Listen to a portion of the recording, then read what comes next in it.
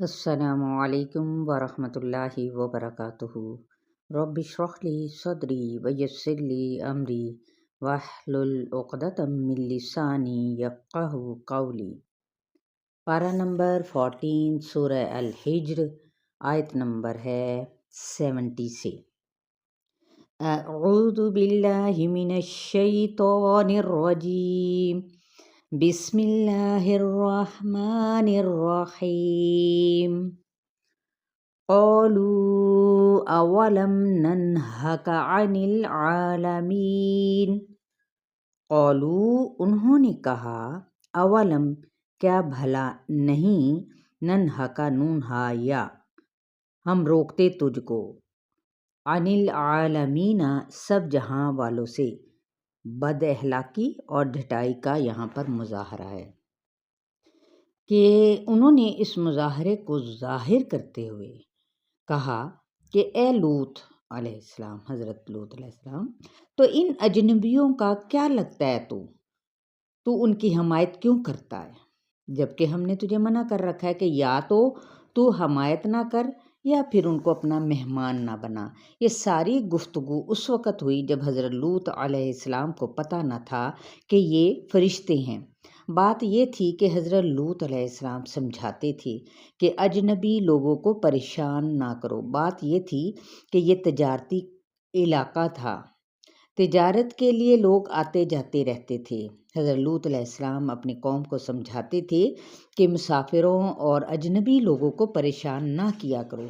ان لوگوں کا کیا کام تھا کہ جو بھی قافلہ، دراصل یہ علاقہ مکہ سے شام کی طرف ایک گزرگاہ کا راستہ تھا، تو لہٰذا جو بھی قافلہ گزرتا تو ان کو لوٹ لیتے۔ حضرت لوط علیہ السلام ان کو منع کرتے کہ تم ان مسافروں سے ایسا سلوک نہ کرو۔ اس بات پر تکرار ہو جاتی کہ تم کیا ان لوگوں کے متعلق حمایت کرتے ہو۔ اب یہاں پر آپ اندازہ لگائیں کہ کچھ متعصب قسم کے لوگ اپنے رنگ، اپنے علاقے کے لوگوں کے ساتھ بڑے ہمدرد ہوتے ہیں، دوسروں کے ساتھ نہیں۔ یہ اسلامی اخلاق نہیں ہے۔ کیوں؟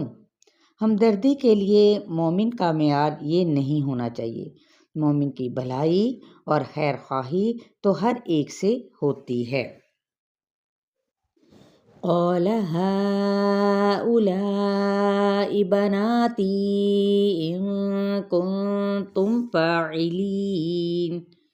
قال اس نے کہا، ہؤلاء یہ، بناتی میری بیٹیاں ہیں، ان کنتم اگر ہو تم، فاعلین کچھ کرنے والے۔ بیٹیوں کو پیش کرنے کا کیوں کہا، اس کے دو معنی ہیں۔ نمبر 1، انہوں نے اپنی حقیقی بیٹیوں کو نکاح کے لیے پیش کر دیا۔ نمبر 2، پیغمبر اپنی قوم کا روحانی باپ بھی ہوتا ہے کہ اگر تم اپنی خواہش پوری کرنا چاہتے ہی ہو تو پھر اپنی قوم کی بیٹیوں سے، یعنی ان قوم کی بیٹیوں سے نکاح کر لو۔ لعمرک انہم لفی سکرتہم یعمہون۔ لعمرک تیری زندگی کی قسم، انہم بے شک وہ، لفی البتہ، سکرتہم سین کاف را اپنے نشے میں، یعمہون عین میم ہا بہکے ہوئے تھے، بہک رہے تھے۔ اللہ تعالیٰ نبی صلی اللہ علیہ وآلہ وسلم سے خطاب کرتے ہوئے ان کی زندگی کی قسم کھا رہا ہے، جس سے آپ صلی اللہ علیہ وآلہ وسلم کا شرف واضح ہے۔ تاہم کسی عام انسان کے لیے اللہ کے سوا کسی اور کی قسم کھانا جائز نہیں۔ جس طرح شراب کے نشے میں دھت انسان کی عقل معاف ہو جاتی ہے، اسی طرح یہ اپنی بدمستی میں گمراہ تھے۔ حدیث پاک میں آتا ہے کہ آپ صلی اللہ علیہ وآلہ وسلم نے فرمایا، اپنی ماؤں، باپوں اور بیٹیوں کی قسم یا بیٹوں کی قسم نہ کھاؤ، اور اللہ کی قسم اس وقت کھاؤ جب تم اپنی بات میں سچے ہو۔ فَأَخَذَتْهُمُ الصَّيْحَةُ مُشْرِقِينَ۔ فَأَخَذَتْهُمْ تو پکڑ لیا ان کو، الصَّيْحَةُ ایک چنگھاڑ نے، مشرقین شین را قاف دن چڑھے۔ یہ شور، یہ چنگھاڑ کس چیز کی تھی؟ حضرت جبرائیل علیہ السلام کی تھی۔ اور دن چڑھے کیا ہوا؟ عذاب آ گیا۔ فَجَعَلْنَا عَالِيَهَا سَافِلَهَا وَأَمْطَرْنَا عَلَيْهِمْ حِجَارَةً مِّن سِجِّيلٍ۔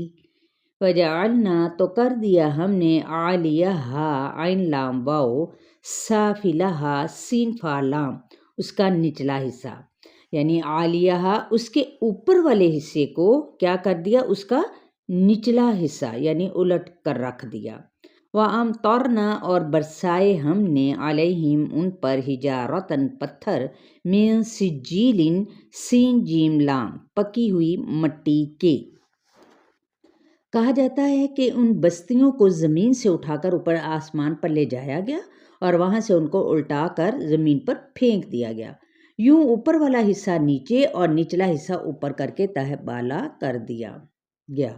اور کہا جاتا ہے کہ اس سے مراد محض اس بستی کا چھتوں سمیت زمین بوس ہو جانا ہے۔ اس کے بعد ان پر کنکر قسم کے مخصوص پتھر برسائے گئے، اسی طرح گویا 3 قسم کے عذابوں سے انہیں دوچار کر کے نشان عبرت بنایا گیا۔ ان فی ذلک لآیات للمتوسمین۔ ان بے شک فی ذالک اس میں لآیات البتہ نشانیاں ہیں، کن لوگوں کے لیے؟ للمتوسمین واو سین میم اہل فراست کے لیے۔ اب اہل فراست کون ہے؟ بصیرت والے۔ متوسمین کے لیے اس واقعے میں عبرت کے پہلو اور نشانیاں ہیں۔ مومن کی عقل مندی اور دور بینی کا لحاظ رکھو۔ تو 75 تک آپ لوگوں کا لیسن ہے، اور دیکھیں ہم کس طریقے سے ان پچھلی اقوام پر عذاب آنے کے تمام واقعات کو ہم پڑھ رہے ہیں، سیکھ رہے ہیں۔ تو ہم نے بھی ان تمام نافرمانیوں سے بچنا ہے جن سے اللہ رب العزت نے ان کو منع فرمایا تھا۔ اپنا خیال رکھیے گا۔ السلام علیکم ورحمۃ اللہ وبرکاتہ۔